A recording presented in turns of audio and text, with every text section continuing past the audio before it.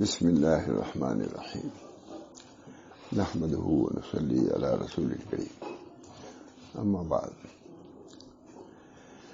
اس وقت مولانا خیال ہوا کہ شاہ محب اللہ الہ آبادی کے ملفوظات کچھ سنا دے. حالات بھی کتنے بڑے شخص تھے، اللہ تعالیٰ نے ان سے کام بھی لیا، کتابیں بھی انہیں لکھی، بہت ہیں تصنیفات ان کی، معلوم آ کے ریسرچ کرتے ہیں. لیکن چونکہ وحدت الوجود کے قائل تھے اس بنا پر بہت سی کتابیں نہیں. حضرت تھانی رحمۃ اللہ نے تشریف لائے تو ان کے صدر نشین نے کہا کہ حضرت شاہ صاحب کی بہت سی کتابیں ہیں، انہوں نے فتوحات وغیرہ کی تفصیل لکھی ہے. یہ اب ان کتابوں کو چھپانے کی ضرورت نہیں ہے، اخبار بھی ہوا، لیکن دوسری علوم صاف کر دیا. ہفتہ بھائی ہے بادشاہ اور مخالف ہو گئے تھے، سخت مخالف. بہرحال چونکہ وہ وحدت الشہود وہ حضرات، یہ وحدت الوجود، بنیادی اختلاف چلا ہی آ رہا تھا. خواجہ محمد معصوم سے اور ان سے اختلاف، زبردست اختلاف. بہرحال اسی وجہ سے ہمارے بزرگوں نے اس پر کبھی کلام نہیں کیا. وحدت الوجود وحدت الشہود کوئی سمجھے ہوئے نہیں، بیکار ایک انتشار ہوتا ہے. بہرحال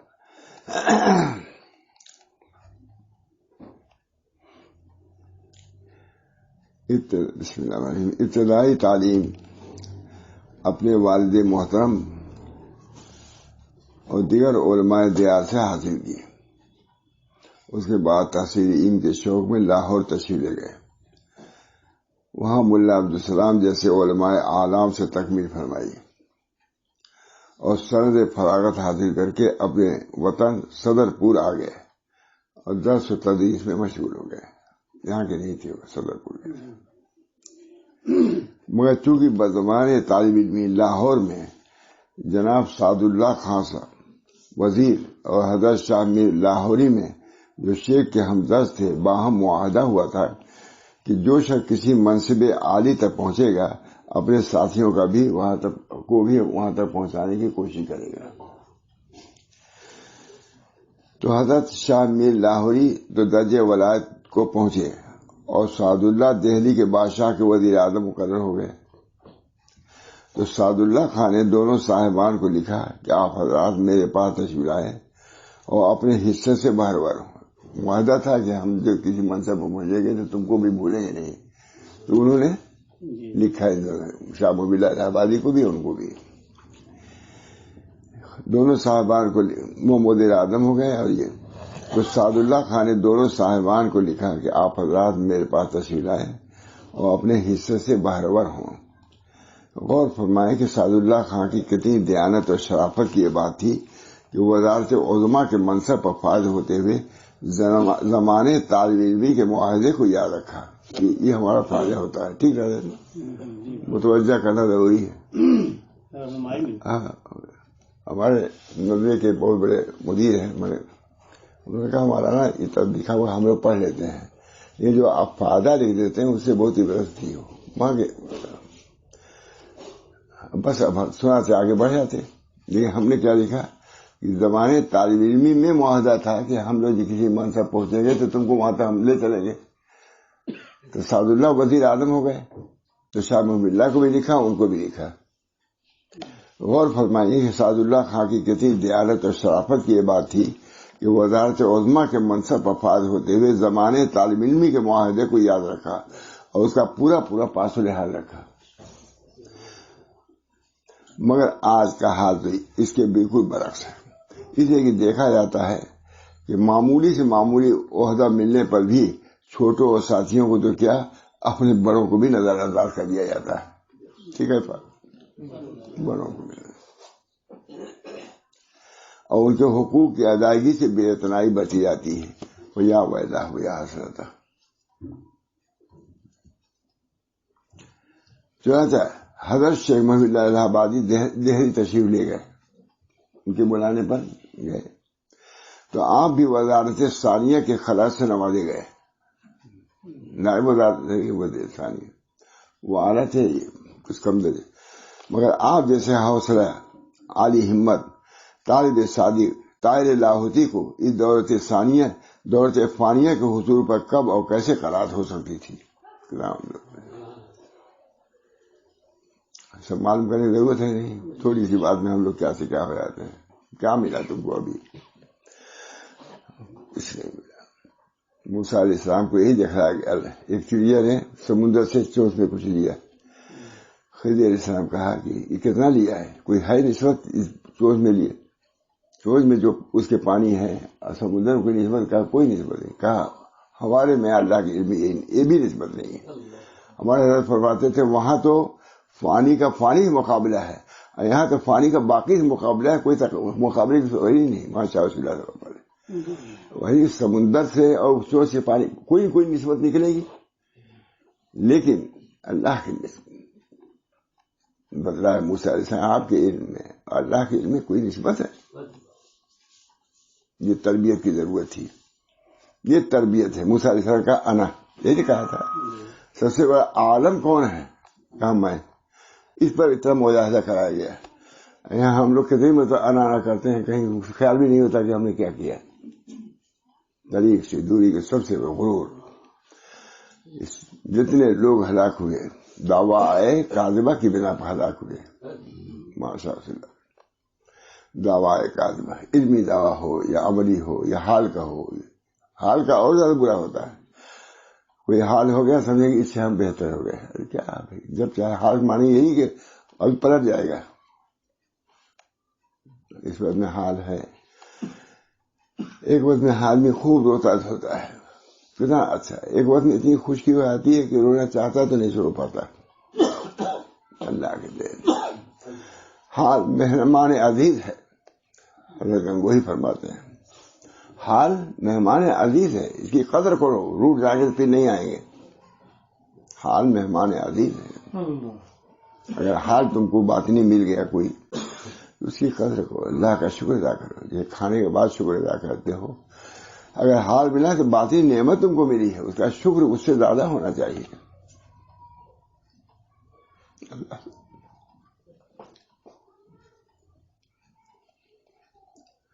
مگر آپ جیسے بلند حوصلہ عالی ہمت طالب صادق طاہر لاہوتی کو اس دولت فانیہ کے حصول پر کب اور کیسے قناعت ہو سکتی تھی؟ وزیر اعظم ہو گئے، وزیر اعلیٰ ہو گئے.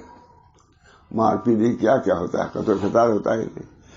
حریص مال کے بھی اور جاہ کے بھی. طالب حریص، طالب جاہ، طالب مال.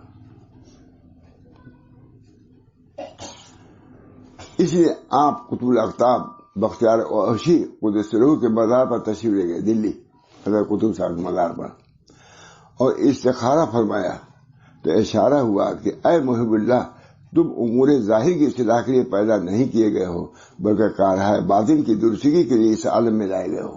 شام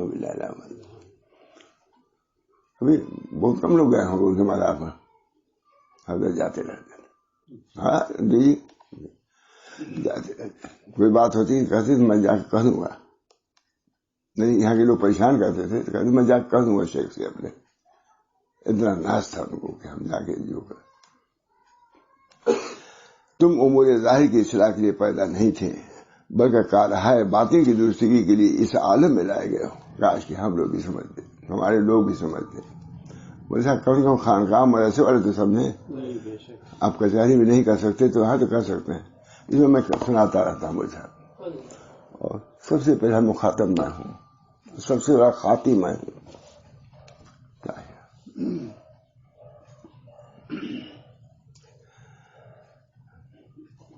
بلکہ کارہائے باطن کی درستگی کے لیے اس عالم میں لائے گئے ہوں. لہذا اس دن اس وقت حضرت علی صابر کا سلسلہ لہذا اس وقت حضرت علی صابر کا سلسلہ گرم ہے. گنگوہ جاؤ، اور شیخ ابو سعید گنگوہی کو اشارہ ہوا کہ میں نے محب اللہ کو آپ کے ثبوت کیا ہے تاکہ آپ ان کو مقامات سلوک طے کرائیں. یہ باطنی حکومت ہے. یہ ظاہری یہ ہے، یہ الیکشن سے نہیں ملتا ہے، تو خود اپنے مجاہدہ ملتا ہے. خونے دل پینے کو لخت جگر کھانے کو یہ غذا ملتی ہے جانا تیرے دیوان. اشارہ ہوا کہ قطب صاحب نے اشارہ کیا کہ تم یہاں کیا اس سے پہلے کے آئے ہو شاہی لباس. شاہ گنگوہی کو اشارہ ہوا کہ میں نے محب اللہ کو آپ کے سپرد کیا ہے تاکہ آپ ان کو مقامات سلوک طے کرائیں. یہ بھی بادشاہت کو چھوڑ دیا, وزارت کو چھوڑ دیا, جس کے لیے ہم لوگ بھی کیا کیا کرتے ہیں, معمولی منصب کے لیے کیا کیا کرتے ہیں, لڑتے ہیں. ان کے منتظر ہو چکی تھی, اس لیے ان کے منتظر بیٹھے تھے شاہ محب اللہ الہ آبادی کے. کوئی کے منتظر بیٹھے تھے شاہ ابو سعید, بہت بڑے عالم تھے, زبردست عالم تھے, بزرگ تھے. گنگو کی لاج یہ ہے, محب اللہ کو آپ کے ثبوت کیا ہے شیخ نے فرمایا تاکہ آپ ان کو مقامات سلوک طے کرائے. یہ منکشف ہونا تھا کہ منصب وزارت پر لات مار کر گنگو پہنچ گئے. اپنا لباس جو شاہی تھا اتارا, روانہ. اجازت و خلافت حضرت شیخ کو بدریہ کش اس کی طرف ہو چکی تھی ابو سعید کو, ہمارا ایک طالب جا رہا ہے تمہارے یہاں, تربیت کرو اس کی. یہ منکشف ہونا تھا کہ منصب وزارت پر لات مار کر گو پہنچے. ادھر شیخ کو بدریہ کش اس کی اطلاع ہو چکی تھی, اس لیے ان کے منتظر بیٹھے تھے. یہ بھی ہے, بلکہ ان کی ضیافت کا انتظام فرما رکھا تھا. شیخ محب اللہ ابھی کچھ رات باقی تھی کہ شیخ کی خدمت میں پہنچے اور شیخ کے دروازے کو کھٹکھٹایا. شیخ باہر نکلے اور ان کی ملاقات کی. بعد وضو فجر کی سنت اور فرض کے درمیان بیعت سے مشرف فرمایا.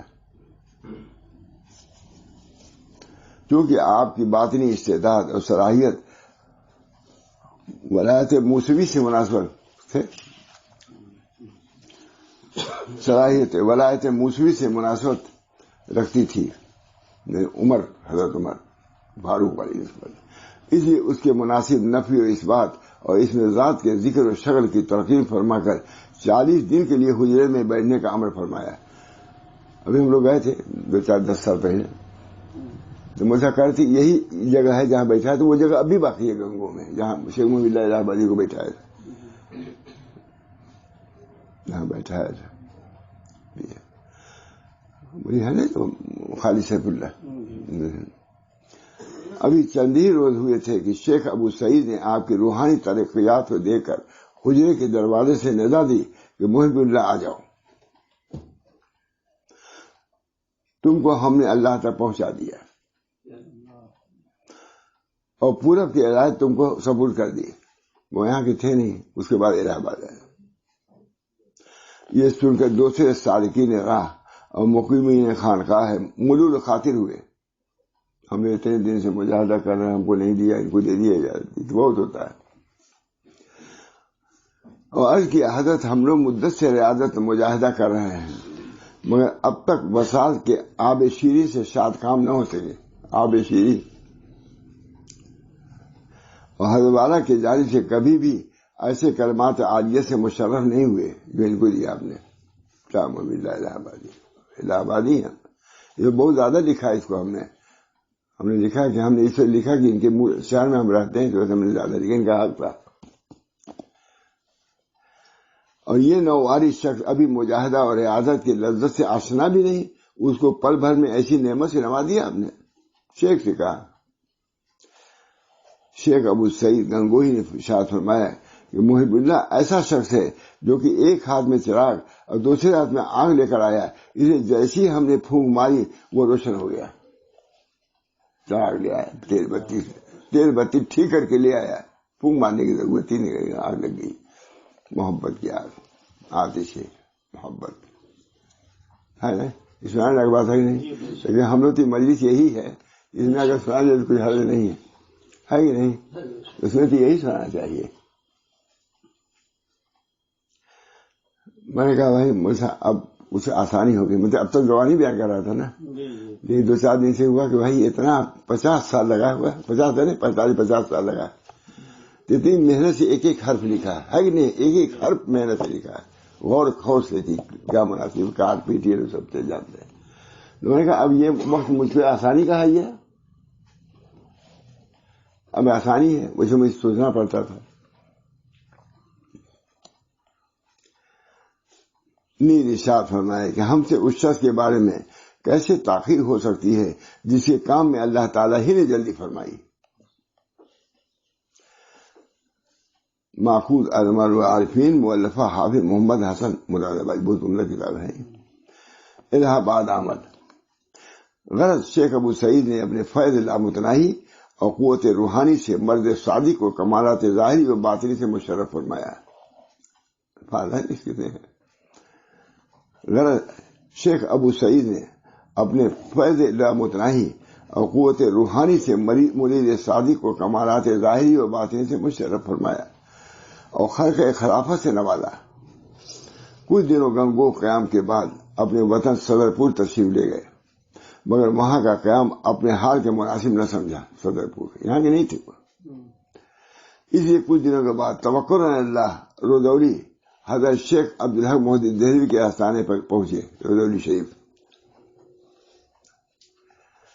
حضرت شیخ عبدالحق میری بڑی خواہش مجھا رودولی جانے کی, نہیں موقع نہیں ملا. رودولی اور گنج مراد آباد سب قریبی ہیں, لیکن اپنی بدقسمتی مجدد صاحب بھی ہو لیے ہیں.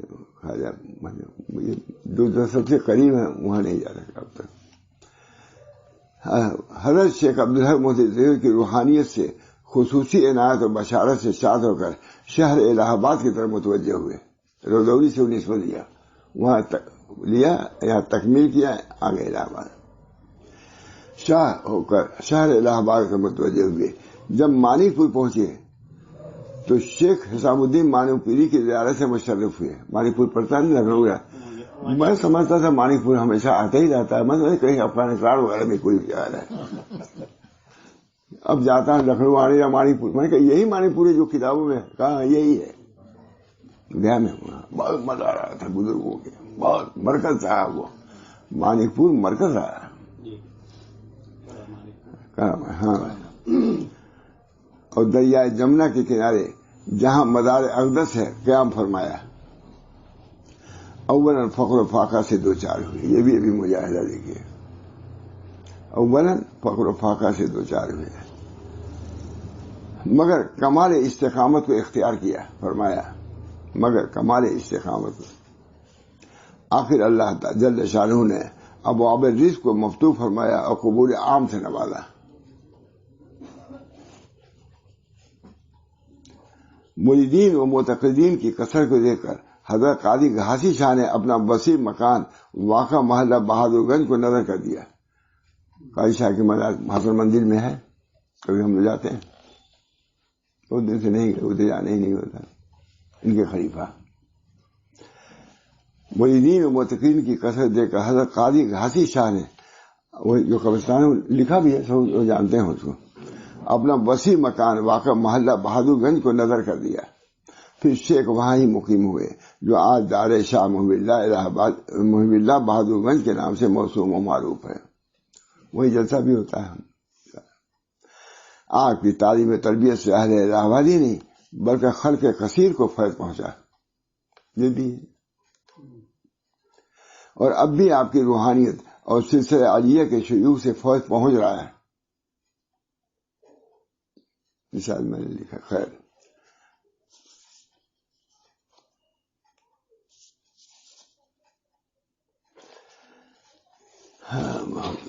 ارشادات. اب ہم شیخ کے رسالہ ہفتہ اقلام کے باب ہفتم سے انتخاب کر کے کچھ مفید ارشادات درج کرتے ہیں جن کو حضرت مسلم امت مولانا شاہ رسول اللہ صاحب رحمۃ اللہ علیہ نہایت ذوق سے اپنی مجلس میں سنایا کرتے تھے. اللہ تعالی ہم سب کو ان ہدایات پر عمل کرنے کی توفیق مرحمت فرمائے.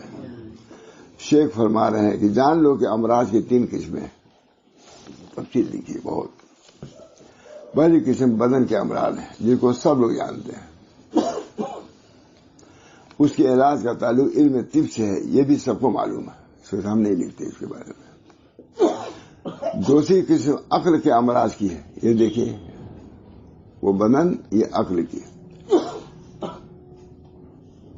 دوسری قسم عقل کے امراض کی ہے جس کے نتیجے میں فاسد عقیدے رونما ہوتے ہیں. یہ عقل کا مرض ہے.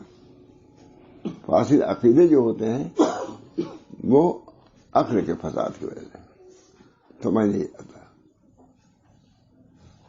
عقل کو بھی نور وحی کی ضرورت ہے. عقل کافی نہیں ہے. اس کا علاج ذکر و فکر کے ساتھ خلوت و تنہائی کا التزام اہتمام ہے اور عقائد کے باب میں اپنے غور و فکر کو بالکل ترک کر دینا چاہیے.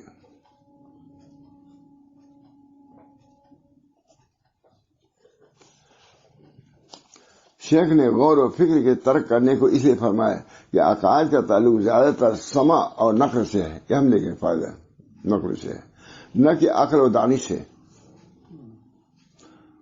ایمان سمعی بہت ہمارے سناتے ایمان سمعی ہے لا عقلی. سمعی بہت تصوف کی کتاب ہے بہت نادر ہے وہاں. تصوف عقلی کیا سمعی ایمان. شیخ غور پھر نہ کہ عقل مگر اس کا یہ مطلب ہرگز نہیں کہ اسلامی عقائد عقل کے خلاف ہے. یہ نہیں ہے بلکہ مطلب یہ ہے کہ بعض حقائق کی کنت تک پہنچنا عقل کے حد سے خارج ہے. ان کے سمجھنے کے لیے نور وحی کی شمولیت بھی ضروری ہے. لکھا ہے میں نے کئی میں لکھا ہے کہ جیسے یہاں ہے بیٹھے ہیں سب ہے تو کچھ لیکن اس کے پڑھنے کے لیے اس کی ضرورت ہے. تو اصل حقیقت کو سمجھنے کے لیے نور وحی کی ضرورت ہے. اسے نور رات کی ضرورت یہاں ہے. بجھا دیا نہیں پڑھ سکیں گے. ہے روشنی تو ہے اس کے لیے نور وحی. علامہ ابن قیم نے کہا عقل کی ایک حد ہے وہاں پر پہنچ کے بس اس کے آگے نور وحی کا عمل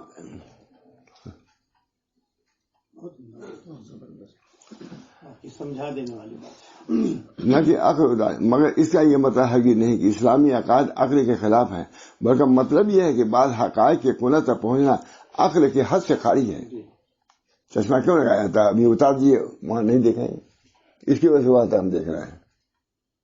عقل روشنی تو ہے بلکہ اسی روشنی کی مدد کے لیے ہے. اس کے سمجھنے کے لیے نور وحی کی شمولیت بھی ضروری ہے. جیسا کہ خارجی اشیاء کے دیکھنے کے لیے صرف آنکھ کی روشنی کافی نہیں خود دیکھ رہے ہیں بلکہ اس کے ساتھ خارجی روشنی کی بھی ضرورت پڑتی ہے. یہ ہمیں نہیں لکھا پڑتا. تیسری کسی نفس کے امراض کی ہے. پھر اس کی بھی 3 قسمیں ہیں. ایک وہ ہے جو اقوال سے متعلق ہے. دوسری قسم افعال سے تعلق رہتے ہیں اور تیسری قسم احوال سے. لکھا شیخ محمد اللہ الہ آبادی بہت بڑے آدمی ہیں. عالم بھی تھے. لکھا انہوں نے کہ ان کے بعد کوئی عالم ہوا ہی نہیں. وہاں تھانوی یا وہاں گنگوہی ہوئے. سب بیچ میں ہمارے چشتیہ کے لوگ سب عموماً امی ہی لوگ ہوئے ہیں غیر اصطلاحی عالم. نہ حضرت حاجی صاحب نہ محمد جھنجھانوی نہ عبدالرحیم صاحب نہ عبدالحادی صاحب نہ عبدالباری صاحب. یہ سب کیا ہیں سب سلسلے میں سب غیر اصطلاحی عالم. عالم ہے ہی نہیں یہ لوگ. وہاں گنگوہی آئے ہیں. شاہ محمد اللہ الہ آبادی کے بعد وہاں گنگوہی آئے ہیں عالم. وہاں تھانی وہاں قاسم تھا. درمیان میں سب ہمارے مشائخ جو ہیں وہ سب اصطلاحی عالم نہیں تھے. نسبت باطنی کے حامی تھے. حضرت حاجی سے بھی نہیں تھے. شاہ نور محمد جھنجھانوی بھی نہیں تھے. مکتب کے مدرس تھے. مکتب کے شاہ عبدالرحیم صاحب بھی کچھ نہیں تھے. اللہ تعالیٰ نے لیکن نور باطنی سے ان کے نور کو قلب کو منور کیا تھا. وہ سلسلہ بے چل رہا ہے الحمدللہ. باہر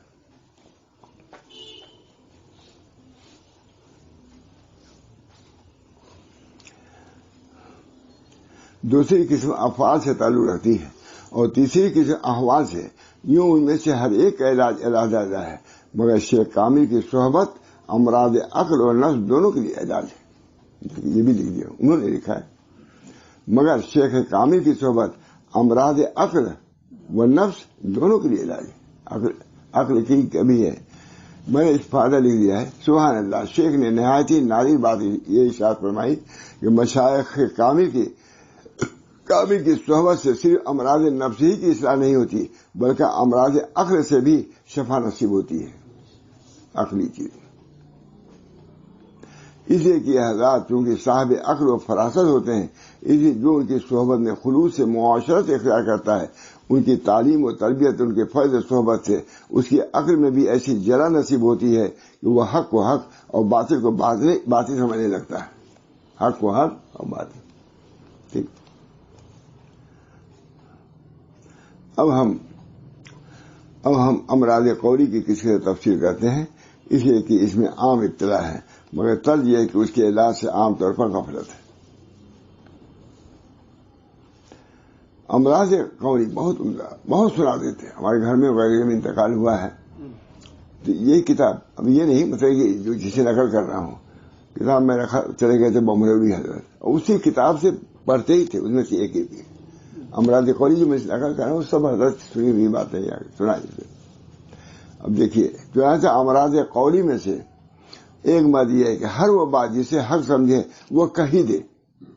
یہ بہت بڑی بات ہے. وہ صاحب جتنے زوردار مولوی ہوتے ہیں وہ ضرور کہتے ہیں چاہے فسادی نہ ہو جائے، سمجھ بوجھ کے کہو. یہاں حضرت کا بڑا مقابلہ تھا یہاں اپنے لوگوں سے. یہاں کے لوگ اشتہار وغیرہ نکالتے تھے حضرت خلاف، تو یہ لوگ کہتے تھے کہ اس کا جواب دیا جائے. حضرت کہتے نہیں. تین لوگوں نے اخبار ہوتا تھا کیونکہ یہی ماحول چل رہا تھا الہ آباد کا. حضرت سب سے پہلی بات یہ کی اصلاح کے لیے کہ یہ دروازہ بند کر دیا مناظرے والا. بہت سب سے پہلے خاموش. ہمارے سامنے کہا محمد کٹکی نے، ارے یہ وہ شخص ہے وہاں تھانوی کو جو اپنے شیخ کا بھی مخالف، اپنے استاد کا بھی مخالف. استاد شیخ الہند ان کا جمعیت علماء کا تھا اور شیخ حضرت حاجی صاحب تھے. نہ حضرت حاجی صاحب کو یہ شخص مانتا کیونکہ میلاد وہ پڑھتے یا نہیں پڑھتا. یہ اس انداز سے کہا تھا حبیب الرحمان کٹکی نے. شخص وہاں تھانوی انہی کے خلیفہ. کسی نے کہہ دیا بھائی حضرت کچھ نہیں کہتے، حضرت کا کچھ نہیں کہتے، وہاں تھانوی خلیفہ یہی سب کچھ ان کے اندر خرابی ہے. ہم لوگ بیٹھے رہتے تھے سنتے رہتے تھے. صبح جواب کیا دیا، خلاف لے ابی حنیفہ.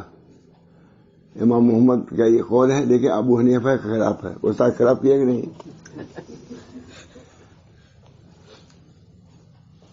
جس طریقے سے ابو خلاف امام محمد امام حنیفہ کی مخالفت کر سکتے ہیں یا امام تھانوی حضرت حاجی صاحب کی مخالفت کر سکتے ہیں.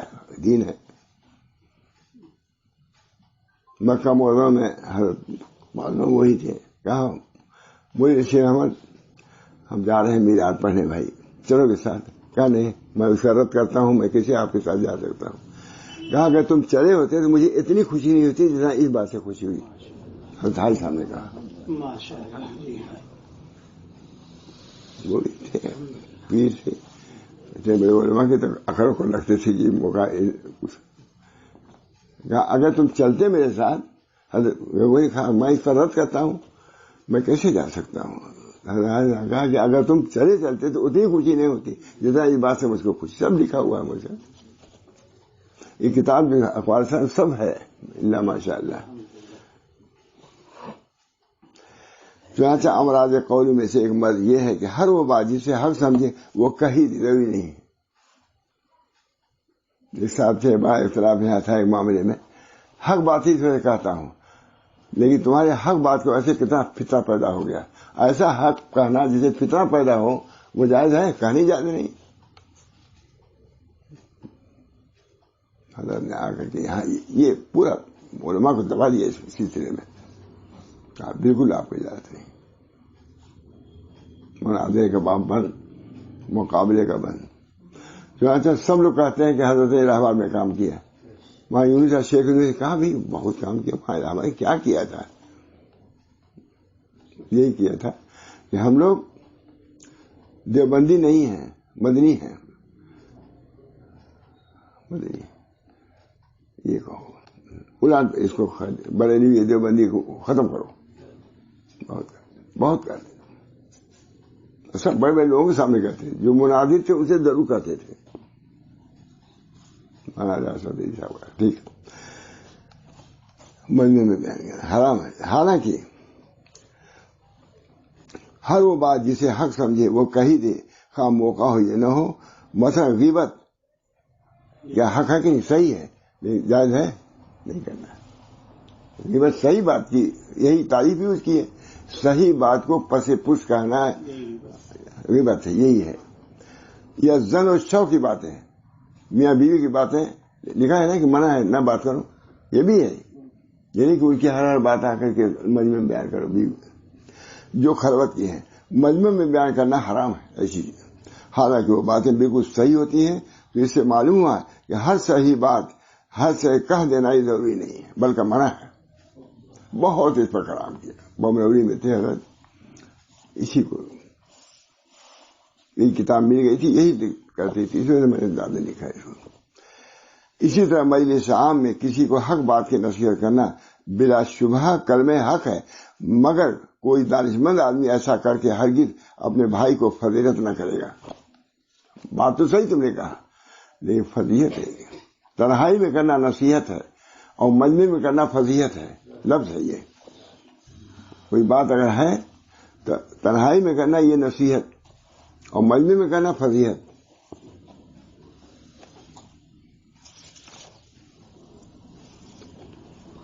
نصیحت محبت و الفت کے لیے ہونی چاہیے. کتنا عمدہ شیخ محب اللہ الہ آبادی لکھ رہا ہے. نصیحت و محبت الفت کے لیے ہونی چاہیے. اس لیے کہ وعظ اور نصیحت کی مشروعیت اس لیے ہے کہ باہم الفت و محبت پیدا ہو، اور اس کا مقصد حصول مجلس عام میں خطاب سے ہرگز نہیں ہو سکتا. اس کا حصول مجلس عام میں خطاب سے ہرگز نہیں ہوتا، بلکہ عموماً اس طرح کرنے سے عداوت اور نفرت پیدا ہوتی ہے، اور وہ اپنے شرم کو مٹانے کے لیے خود ناصح کی تکذیب کرنا شروع کر دیتا ہے. بلکہ یہ عمل بعد دفعہ زبردست فتنہ و فساد کا باعث ہوتا ہے. لہذا صاحب بصیرت اپنے بھائی کو خلوت میں مہذب طریقہ شائستہ عنوان سے نصیحت کرتا ہے، جس کی وجہ سے وہ ناصح کا بجان و دل شکر گزار ہو جاتا ہے. ایسا کرو، اور اس کے لیے دعا خیر کرتا ہے، اور خلوت و جہرت میں اس کا محب و عاشق ہو جاتا ہے. میں نے ایسا لکھ دیا. کتنی عمدہ حقیقت آشکارا فرمائی کہ نصیحت و موعظت باہم الفت و محبت کرنے کے لیے ہے، نہ کہ عداوت اور نفرت پیدا کرنے کے لیے. واعظین، ناصحین اور داعین کو خوب سمجھنا چاہیے اور اس کو راہ عمل بنانا چاہیے. دعا کیجیے.